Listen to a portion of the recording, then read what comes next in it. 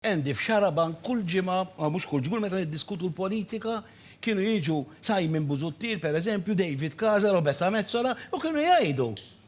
Ara x'inhu jiġri, u aħna ngħidulhom negattivi, tradituri, ekkonna ngħidulhom. Issa jidher li kellhom raġun daw, ma kienu tradituri xejn, kienu qed imorru barra minn Malta u jgħidu lil dawk barra minn Malta, isma' aħna mhux bħal daw ta'. Mela. Għadek tgħidilhom daw, illum li qed tara x'qed jiġri għandi. Għadek tgħidilhom tradituri jew negattivi. Mela. Għanet nsellem il-telespettaturi kollha l-eluf ta' nies li qed jarawna Maltin u Għawċin, laboristi u nazzjonalisti.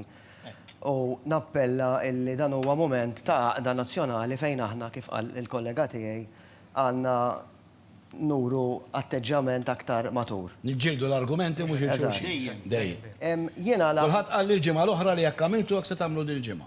Kompli. Jiena nixtieq nuħu spunt żgħir nagħmel ġabra ta' xett il-ġimgħa l-oħra ħalli nkompli ma' dak li bdejt il-ġimgħa l-oħra li għanda huwa wieħed jekk mhux l-ara assassinju li qatra dan il-pajjiż illi l-istituzzjonijiet fl-opinjoni tiegħi qed jaħdmu u rajna kif qed jaħdmu għax kellna 3 arresti oħra din il-ġimgħa u investigazzjonijiet li rule of law qed taħdem u rajna kawżi, rajna li l-Għaqda ta' Repubblika rebħet kawża llum illi l-avukati ta' Jurgen Fenek għamlu mandat ta' inibizzjoni u qed nistennew li jiġi degradat issa. Rajna responsabilità politika tintrefa, rajna l-protesti, ġurnalisti jsaqsu, kulħadd jikkommenta fuq Facebook, jiġifieri li ngħidu li jew xi kriżi kostituzzjonali, meta kull min irid imuru jsib rimedju mill-qorti llum, kif fil-faġġara llum. Hija naqra farfetched. Issa il-fatt, alright, issa jista' jagħti il-każ illi l-politika, il-responsabilità politika forsi nġarret ftit tard. Però jiena daw in-nies li semmejt inti, jien intihom tort ukoll. Għax aħna f'moħħna għada friska il-gidba Igrant. Dawn kienu parti mill-gidba Igrant, Simon Busuttil, in-nies Pier Portelli, il-klikka li gidbu biex joħolqu elezzjoni bikrija. Ma qalux dik biss, ma qalux dik biss. Ma qalux dik biss. Il-fatt. Le, ma żomma x'importanti. Kienu qed jgħidu affarijiet oħra li issa naraw li huma vera. Ġifieri il-fatt illi forsi l-affarijiet imxew kawtela, wieħed irid jara il-fatti, Peppi. Issa int qed tgħid li l-affarijiet ħanejdlek kemm irdu nimxu b'kawtela. Taf kemm kien hemm fake news dil-ġimgħa illi saret search fil-dar ta' Chris Cardona mhux vera. Illi saret search fil-dar ta' James Piscopo mhux vera. Illi sar pjan maħduma u dex biex jaħrab il-Jurgen Fenek mhux vera. Kemm raqqasni għafins, għandi lista ta' fake news hawn. Qaqqasni għafiġ ġifieri wieħed. U hemm affarijiet li kienu vera wkoll, ġifieri. Li ma ġewx miġħuda. Qed trid naqrahom u ma naqafx jiġifieri. Jiena taf x'nagħlaq l-argument tiegħi ħankompli ma dak li qed il-ġimgħa l-oħra, jekk jirriżulta li kien hemm xi ħaġa ħażina, jien ikun l-ewwel wieħed li mmur inwerzaq quddiem Kastilja Peppi. Aħna żgur. Ġiel s'issa għalik ma kien hemm xejn ħażin. Ir-riżulta diġà. Permetti, ħansammilek id-domanda. Taf kien hemm ħażin, taf kien hemm ma kien hemm xejn ħażin taf għalfejn. U se jirreżenja l-Prim Ministru ġifieri għal xejn. Għaliex f'dan il-pajjiż qiegħed jissolva wieħed għal kontrarju ta' omiċidi oħra, wieħed mill-ar assassini fi żmien sentejn.